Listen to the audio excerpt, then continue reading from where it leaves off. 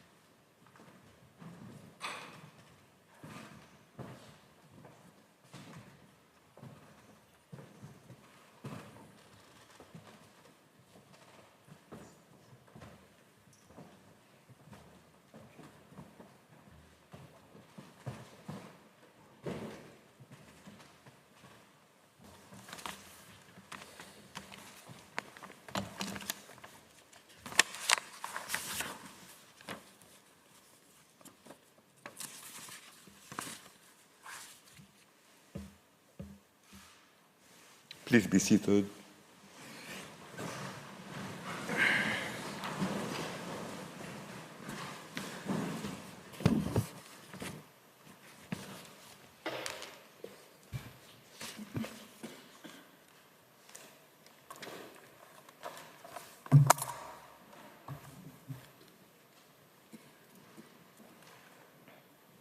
You have the floor, madam. Mr. President, members of the court, it is a privilege to appear again before you on behalf of South Africa.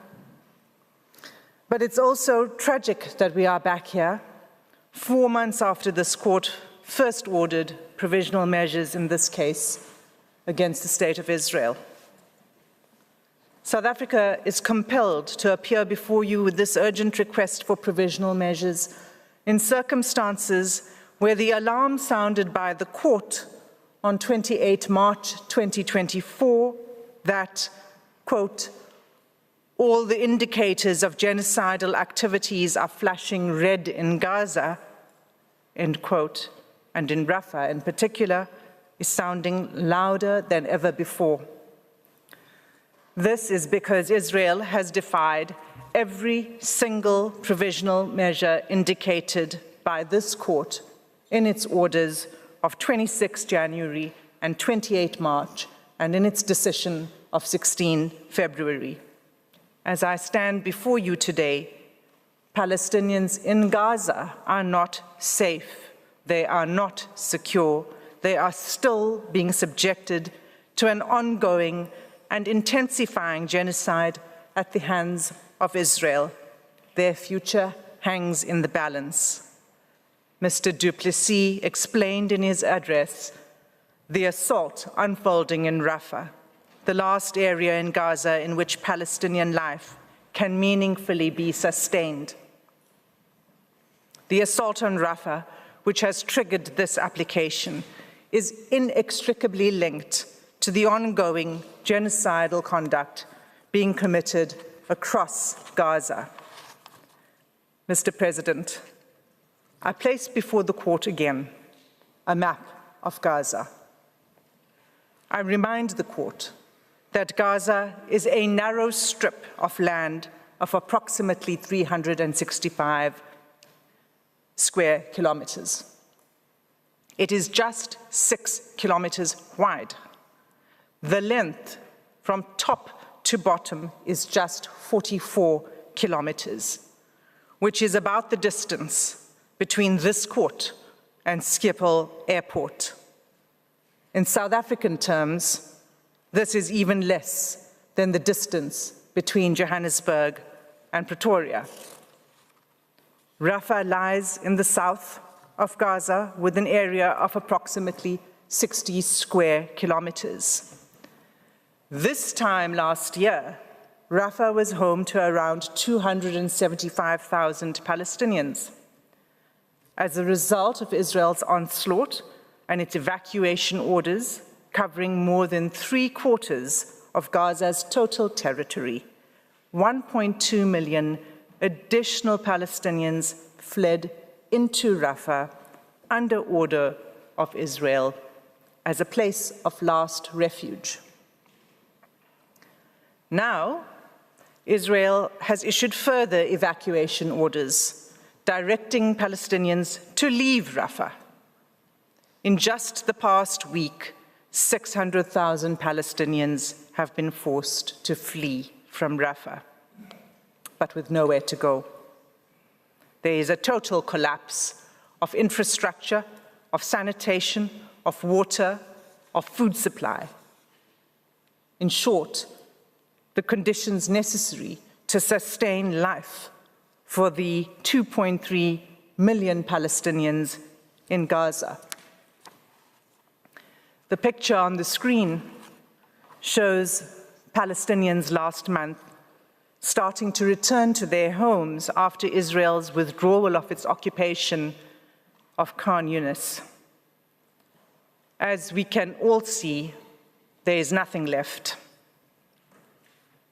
Israel's most recent actions in Rafah bring its coordinated plan aimed at the destruction of the essential foundations of Palestinian life in Gaza into horrifying focus.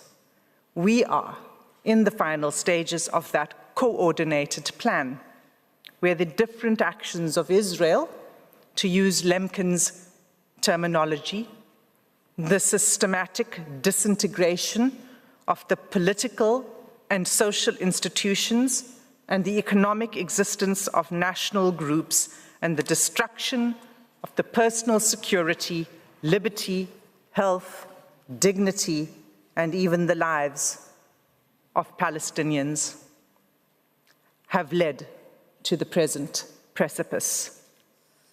Israel has the power over each and every Palestinian man, woman, and child in Gaza to determine if they live or how they die. History warns us what happens next. We cannot simply stand by waiting for that to happen again. It is not possible to recount every story of every Palestinian who is suffering at the hands of Israel's relentless genocidal campaign. Indeed, this court has held in Bosnian genocide that, quote, "It is sufficient to examine those facts that would illuminate the question of intent or illustrate the claim by the applicant of a pattern of acts committed against members of the group, such as to lead to an inference from such pattern of the existence of a specific intent," end quote. In these submissions, I show that Israel's genocidal acts against Palestinians in Rafah form part of a continuing, escalating pattern of conduct across Gaza that provides persuasive and consistent evidence of Israel's genocidal conduct. In light of these new facts, South Africa seeks an order from the court, the only order that will clearly protect what is left of Palestinian life in Gaza. It seeks an explicit order that Israel cease its military activities, not only in Rafah, but throughout Gaza. Turning then to the genocidal acts, in my remaining time before you, I will highlight the following features of the genocidal campaign by Israel. First, Israel has continued to kill Palestinians in Gaza, including women and children, at an alarming rate. Second, as a result of Israel's onslaught, Palestinians in Gaza are facing what the Undersecretary General of the UN has described as the worst humanitarian crisis he has seen for more than 50 years. Third, Israel's systematic targeting and bombardment of hospitals and medical facilities, and its throttling of humanitarian aid has pushed Gaza's medical system to collapse. Fourth, Israel's direct attack and siege of Gaza's biggest hospitals has led to the uncovering of mass graves, evidencing Israeli massacres of Palestinians seeking shelter and medical treatment. Finally, most recently, Israel has intensified its attacks in the north while pressing on with its Rafah offensive, leaving displaced Palestinians nowhere safe to go. I will take these in turn. The first feature of the genocidal conduct, killing.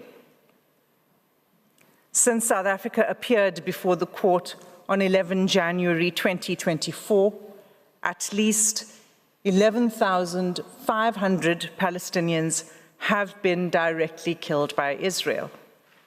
The majority of these casualties are women and children, in an enclave where nearly 50% of the population are children. This onslaught has occurred despite the binding orders issued by this court and the binding Security Council resolution on 25 March 2024, demanding an immediate ceasefire for the month of Ramadan.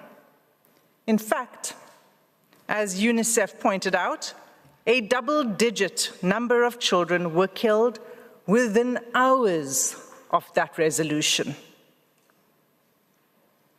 2 mothers and 4 children are killed every hour. UNRWA head Philippe Lazzarini says, "There are no words left that can do any justice to the people of Gaza. The numbers of dead and injured defy comprehension. At least 35,000 Palestinians killed and 79,000 injured, with 10,000 more reportedly missing or under the rubble. Up to 1.7 million displaced, most multiple times, and more than 70% of all housing stock in Gaza and more than 80% in parts of northern region damaged or destroyed." The second feature is a humanitarian catastrophe. Israel's coordinated plan in Gaza has resulted in a humanitarian crisis, the crisis that this court warned about in January, February, and in March. What Palestinians in Gaza face has been described as, quote, apocalyptic levels of pain and injustice, given that food and other vital aid cannot get in and people, including the chronically sick and injured, cannot get out, end quote. These apocalyptic conditions look set to worsen, with Israel's ongoing attacks on the north, middle, and south, with full-blown famine in the north, moving its way south, and where Israel's blockade on food, fuel, and medical supplies continue. Gaza's children have suffered particularly severely. More than 14,000 have been killed. Thousands more have been injured or lost family members.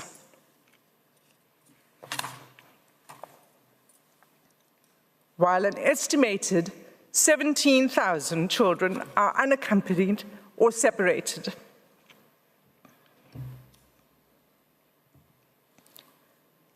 Nearly all of Gaza's children have been exposed to traumatic experiences, the consequences of which will last a lifetime. Make no mistake. These conditions are a direct result of Israel's military onslaught on the besieged enclave, with full knowledge of the destructive consequences of this humanitarian crisis. In these circumstances, the thwarting of humanitarian aid cannot be seen as anything but the deliberate snuffing out of Palestinian lives. Starvation to the point of famine, obstructing aid in the face of famine, and killing of at least 200 aid workers. For the court's previous orders to be effective, for the provision of humanitarian aid urgently and at scale, Israel has to be ordered to stop its military offensive. The third feature of genocidal conduct relates to the crippling of Gaza's medical system. Israel's offensive on Rafah has further reduced access to health care in an already decimated health system. Only 2 out of 36 hospitals are located within the so-called humanitarian area designated by Israel. In just 6 days, between 6 and 12 May, Médecins Sans Frontières recorded that it was forced to suspend its life-sustaining activities at Al-Shabura Clinic, hand over its activities at Al-Emirati Hospital, and was forced to close its activities in Rafah Indonesian Field Hospital, as it could not guarantee the security and safety of patients and staff with the ongoing offensive. The assault on healthcare within Rafah is the culmination of a pattern of attacks on healthcare services in Gaza, through which the main hospitals across Gaza have completely stopped functioning. After Israel's military military seized the Rafah and Kerem Shalom crossings last week and prohibited the importation of life-giving fuel to hospitals on 13 May, the European Gaza hospital completely ran out of fuel and experienced a total blackout. Without fuel, hospitals cannot sustain incubators, respirators, and life-saving machinery. Healthcare in Gaza is crippled by shortages of food, fuel, oxygen, medicines, and anesthetics. The obstetric and maternity health system in Gaza is virtually non-existent, and every functioning medical facility is overwhelmed with patients. Babies continue to die of malnutrition and starvation. Nor is there any escape. Medical evacuations are impossible. Israel has seized control of all entry and exit points into and out of Gaza, trapping an already suffering population and inflicting conditions of life calculated to bring about Palestinians' physical and biological destruction in clear violation of Article 2C of the Genocide Convention. The fourth feature of genocidal conduct is the discovery of mass graves. In its targeted attack on hospitals, Israel has killed hundreds of civilians, including doctors and medical staff, turning centers built for healing into mass graves full of the decomposing bodies of men, women, and children. On 10 April, a UN inspection team reported that Khan Yunis was reduced to rubble and dirt, and returnees discovered ghastly scenes of unearthed mass graves containing the massacred bodies of the elderly, women, children, and men at Al Nasser Hospital. Blue scrubs reportedly still clothed the dead bodies of medical staff. Many were decapitated.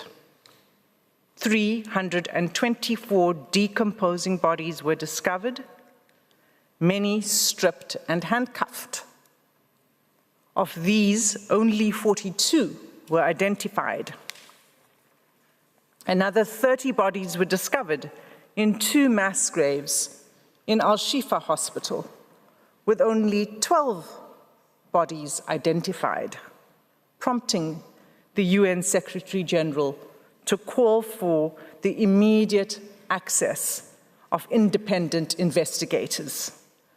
These bodies included women and children, with many reportedly showing signs of torture and summary executions. The recent discovery of multiple mass graves, Israel's ongoing chokehold on information coming out of Gaza, and complete refusal to allow independent investigators in means that we will not know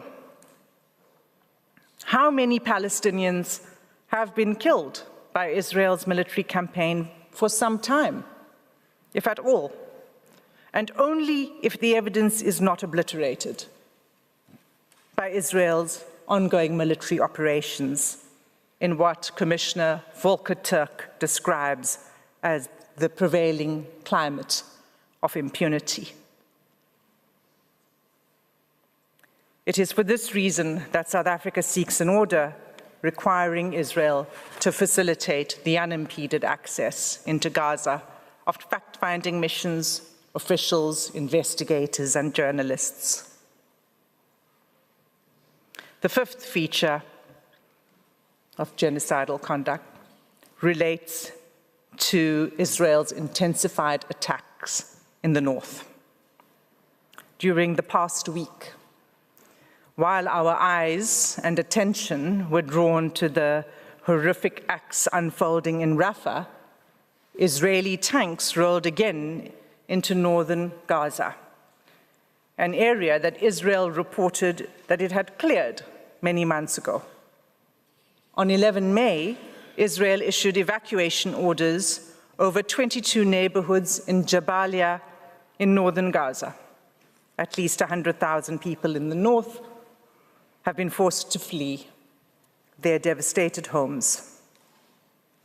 That same day of the evacuation orders, Israel began a relentless assault on northern Gaza, killing Palestinian families in their homes and children near the Toba Mosque within the Jabalia refugee camp. Journalists report that they have no idea about the number of people killed in North Gaza for the past day, as medics are unable to move due to the heavy bombing. Many people are still trapped under the rubble, waiting for rescue, but no one is able to move under the rains of bombs. As I stand before you, Mr. President, it continues. On 14 and 15 May, just yesterday, and the day before yesterday, the Israeli military issued 2 new sets of evacuation orders for all or part of 19 neighborhoods in northern Gaza, displacing even more Palestinians in search of safety. Mr. President, these are the credible facts. Israel will no doubt once again deny and cast aspersions on the information presented by South Africa and provided by the UN and other international actors, including those this court itself has relied on. It will do so while continuing to systematically attack all independent sources of information about what is taking place in Gaza and refuse international investigators and journalists entry into Gaza. Having denied access to Gaza and attempted to discredit all other sources of information, Israel is then free to portray a picture of Gaza radically at odds with all other accounts. Just yesterday, the Prime Minister's office proclaimed that, quote, the humanitarian catastrophe that has been spoken of has not been realized, nor will it, end quote. A bold denial of the findings of UN experts and other independent agencies, such as the IPC. As this court pointed out, the IPC is a global partnership of organizations, including, amongst others, the World Food Programme, the Food and Agriculture Organization of the UN, and the World Health Organization. Ultimately, Israel says only what suits them, only if and when it suits them, notwithstanding the facts on the ground that have been presented here today. Despite the court providing Israel with an opportunity to respond to South Africa's current request, Israel has failed to submit a response. In conclusion, Mr. President, members of the court, the risks to the people of Gaza are imminent, irreparable, and rapidly increasing. This risk gives rise to the necessity for the remedy that we seek in this application, a remedy that will end Israel's genocidal campaign against Palestinians in Gaza. All of what I have described must stop. Israel must be stopped. South Africa is before you again today to respectfully ask the court to invoke its powers under Article 75(2) of the rules of the court to order a remedy that will stop Israel. Mr. President, that concludes my submissions on the genocidal conduct. I thank you for your patient attention, and I ask that you call Mr. Ngukai Toby to the podium to address the court on genocidal intent. Thank you. De la part de l'Afrique du Sud, même si je ne peux que regretter les circonstances tragiques et extrêmement graves qui m'y emmènent. En effet, aujourd'hui, soit près de 5 mois après votre première ordonnance en indication des mesures conservatoires, la bande de Gaza est presque entièrement rasée. Jour après jour, encerclé de toutes parts, son peuple palestinien, hommes, femmes, enfants, des familles entières, soumis à la campagne militaire génocidaire de l'État d'Israël, est massacré, terrorisé, affamé et traumatisé à jamais.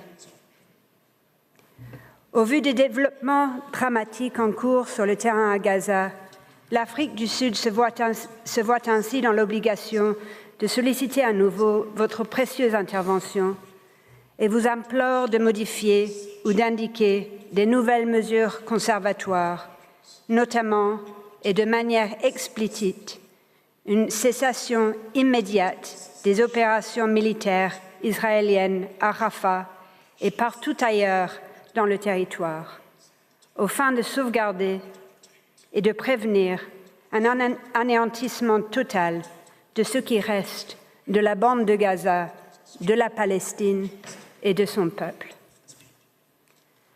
Mr. President, members of the Court, there is an urgent need for further or modified explicit and specific provisional measures to protect the Palestinians in Gaza from the irreparable prejudice caused by Israel's continuing violations of the Genocide Convention and of this Court's orders, including an express order for the immediate cessation of Israel's military operations in Rafah and across the whole of the Gaza Strip.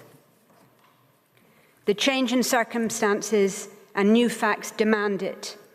the extreme risk of irreparable prejudice require it. Israel's approach to the court's previous orders renders it imperatively urgent. The court has the power to do it, and our shared humanity compels it. Turning to each of those 5 propositions in turn, first, the change in the situation amounting to new facts demands the indication of further or modified explicit and specific provisional measures. When South Africa appeared before you on the 11th of January, urgently requesting then an order for the cessation of Israel's military operations, humanitarians were already out of words to describe the situation in Gaza. Today they say there are, quote, no words left that can do any justice to the people of Gaza. Tens of thousands of Palestinians have since been killed or injured, including 1 child killed or wounded every 10 minutes since Israel's military operations began, including an almost incomprehensible number of child amputees. Since March in particular, hundreds and thousands of Palestinians, particularly the young, elderly and vulnerable, are dying or at risk of dying of communicable diseases and infections that are running rife due to the rising temperatures in ever more crowded living conditions amidst mountains of waste, fly and mosquito infestations, and raw sewage flowing in the bombed-out streets. Since the court's last order, entire hospitals, places of learning and healing, including Al-Shifa Hospital, older than the state of Israel itself, have been destroyed and turned into sites of horror and mass death. Gaza's devoted and steadfast doctors and medics have been killed and buried in mass graves, alongside the patients they risked and ultimately gave their lives to care for. The same fate now awaits Rafah's remaining hospitals, doctors and medics.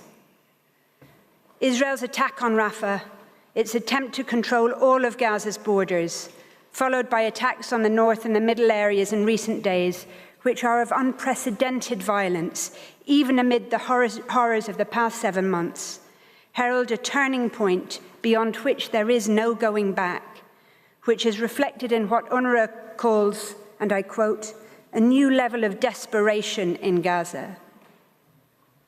As this court has heard, this is in effect the end game for Gaza and for its Palestinian people, unfolding under the world's watch. This may well be the last chance for the court to act to ensure their survival. Second, the extreme risks of irreparable prejudice demand the indication of further or modified explicit and specific provisional measures. The situation in Gaza could not be more urgent, as reflected in the increase in Palestinian fatalities and injuries since the court's last order and the spreading famine and disease. Acts susceptible of causing irreparable prejudice can plainly occur at any moment before the court makes a final decision on this case, demanding the indication of further or modified explicit, specific provisional measures to protect the rights found by this court to be plausible. In Rafah, in particular, in addition to the widespread risk of violent death and injury facing the terrified population of displaced Palestinians, as the court has heard, dialysis patients and premature babies face immediate risk of death. Some 1.2 million Palestinians will be deprived of access to healthcare if its hospitals are rendered inoperable. The level of destruction that Israel has caused across Gaza and is now wreaking on Rafah threatens the very survival of future Palestinian generations in Gaza.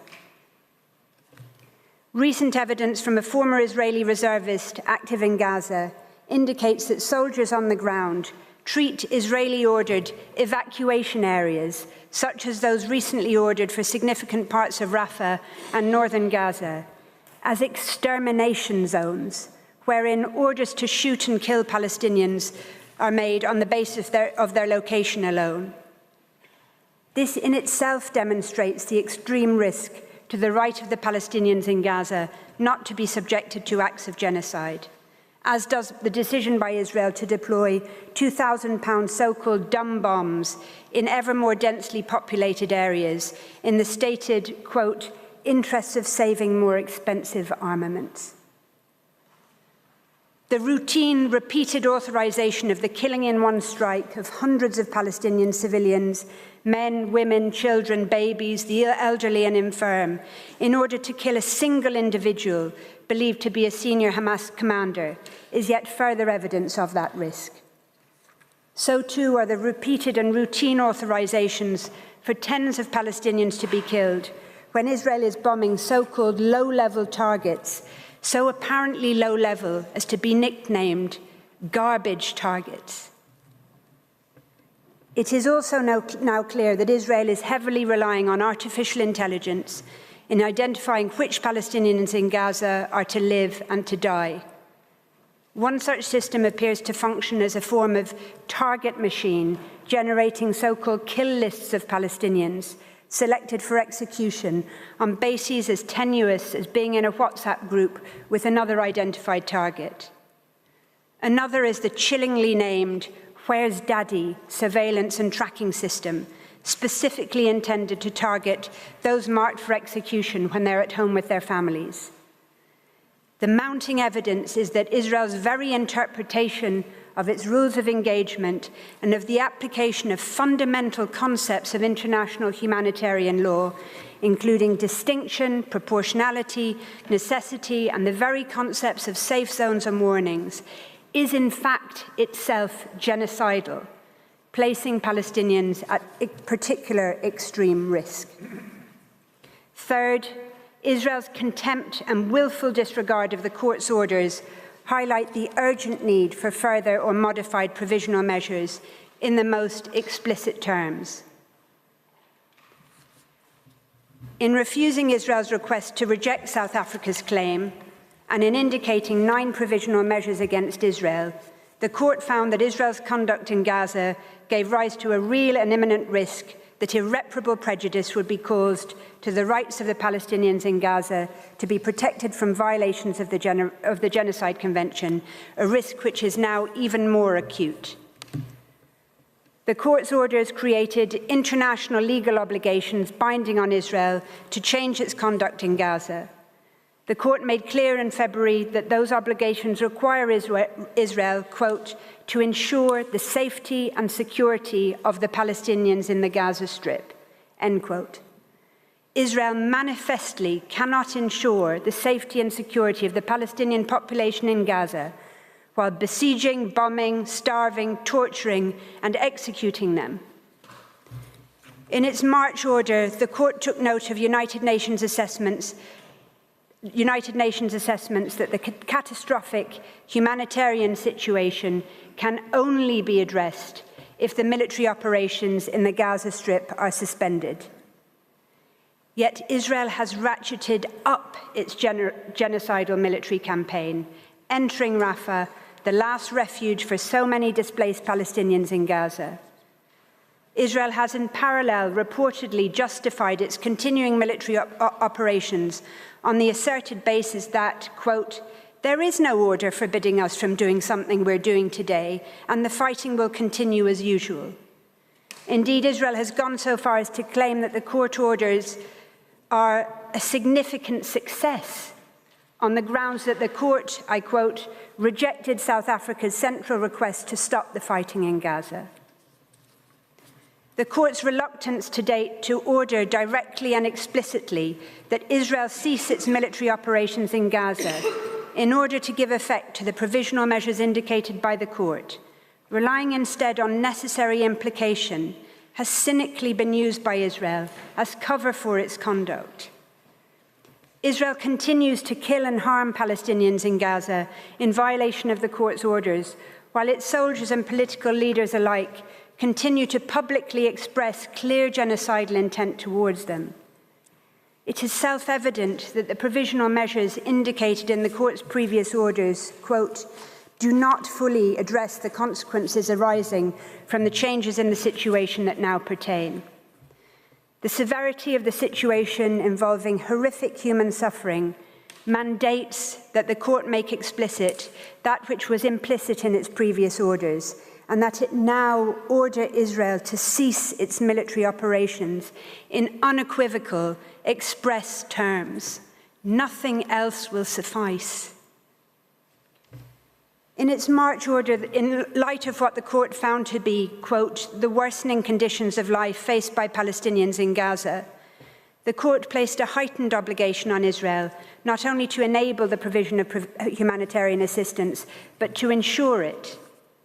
In light of Israel's abject failure to even meet the lower threshold of enabling aid and the ever-worsening conditions of life faced by Palestinians in Gaza following Israel's seizure of the Rafah crossing, the court must at least modify its provisional measures in order to leave no doubt as to what is required of Israel and to give full effect to its previous provisional measures.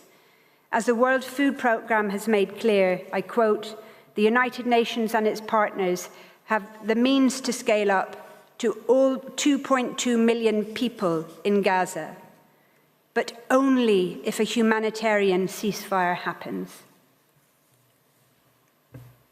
Further, given Israel's manifest failure to ensure the preservation of evidence in Gaza, the recent repeated grim discoveries of mass graves and what the United Nations has called, quote, the prevailing climate of impunity in Israel, Israel must be ordered to immediately take all effective measures to ensure the access of persons able to investigate ongoing atrocities. The measure is critical not just to preserving the rights of Palestinians and South Africa in these proceedings, or indeed to the court's ability to exercise its own judicial functions appropriately. Rather, as a spokesperson for the United Nations Office of the High Commissioner for Human Rights recently stated, these violations should not get forgotten about. They need to be recorded, they need to be reported widely by the media, they need to result in pressure from member states that do have leverage over the parties to the conflict to bring such violations to an end. They need to be recorded so that investigations do take place, and ultimately there is accountability and the cycle of impunity does not continue over and over and over again. Fourth, the court has the power to modify or make an explicit order for Israel to cease its military operations in Rafah and in Gaza more broadly, and to withdraw from the Gaza Strip. The court is empowered and indeed compelled, given the prevailing catastrophic situation in Gaza, to order an express end to Israel's military activities. That is the only measure now capable of preventing irreparable prejudice to the fundamental rights in issue and of ensuring compliance with the court's orders. The fact that such an order would be directed at Israel alone is no bar to the court ordering it. That is for at least three reasons. One, Article 41 of the court statute empowers the court to indicate any provisional measures that, quote, ought to be taken to preserve the respective rights of either party if it considers that the circumstances so require. Article 41 does not require reciprocity. There is no need for an order to be made against both parties. Two, the Genocide Convention itself is no bar to a one-sided cessation order. On the contrary, the absolute prohibition on genocide applies in both non-international armed conflicts, as indeed the terrible examples Rwanda and Darfur make clear, just as in international armed conflict between two states. It applies where only one belligerent is a party to the Genocide Convention, just as it applies where all of them are. It applies regardless of any claims of self-defense, which can never constitute a justification for genocide. And indeed, it applies in peace just as much as in war. And that is because the prohibition on genocide is focused on the absolute inalienable rights of groups, of peoples, to be protected from genocide, no matter the underlying circumstances or putative justifications. It makes no sense whatsoever to suggest that the court could not order a state party to the Genocide Convention to suspend its military operations against a non-state actor in order to prevent genocide, unless the non-state actor was itself disarmed. Indeed, it would be contrary to the very objectives of the Genocide Convention, which the court described over 70 years ago as having been adopted for a purely humanitarian and civilizing purpose. It would similarly be nonsensical if, in a claim under the Genocide Convention, the court could order one party to cease its military operations when that party was not even alleged to be committing genocide, as in Ukraine and Russia, but could not hear when the court has itself determined a real and imminent risk to the right of a national, racial or ethnic group not to be subjected to acts of genocide. The evidence before the court indicates that the extent of the carnage in Gaza is of a much greater magnitude than that pertained in Ukraine and Russia. Indeed, the carnage in Gaza is of an order which exceeds by far the necessities of war and the limits imposed by the laws of war. As stated by the United Nations High Commissioner for Human Rights, what Israel is doing is, quote, beyond warfare. Not only is the court empowered to call for it to end, it is duty-bound to do so. Third, the fact that the United Nations Security Council could itself order a cessation of hostilities in Gaza is no bar to the court's exercise of its own powers in this regard. Notably, the distinct and vital role the court was intended to play in preventing genocide was pointedly foreshadowed by the United Nations delegation to the negotiations leading to the very creation of the Genocide Convention.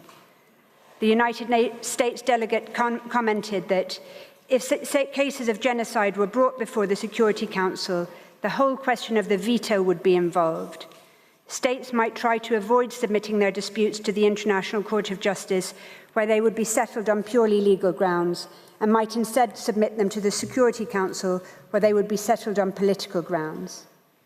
In circumstances such as this, where the veto power has been wielded to such devastating effect against the Palestinian people, the indispensable role of a court in ensuring the universal application of the Genocide Convention, its prohibitions and its protections to all peoples equally, cannot be overstated. As noted by the court in indicating provisional measures in March, the Security Council's then operative ceasefire resolution, quote, demanded an immediate ceasefire for the month of Ramadan, respected by all parties, leading to a lasting, sustainable ceasefire.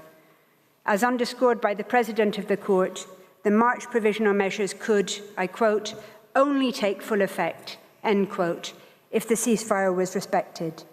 No such resolution is in place. The Court must itself, therefore, create the circumstances necessary for its provisional measures to take full effect. It must order Israel to cease its military operations. Fifth and finally, our shared humanity compels the indication of further or modified explicit provisional measures. As recently stated by the United Nations Assistant Secretary General for Humanitarian Affairs, quote, the war in Gaza has entered yet another horrifying phase. Gaza is now a hellscape for millions trapped under incessant bombardment, where those who have escaped death and injury now risk losing their lives because of a lack of food, safe water, medicine and healthcare. Gaza has, in her words, become a moral stain on the conscience of our collective humanity. I conclude with a slide. It reports an account of a doctor's recent experience in a hospital in Gaza following his departure from the strip. He says this, describing one of the patients there. There was the man in his 50s, forgotten in a room, having had both legs amputated.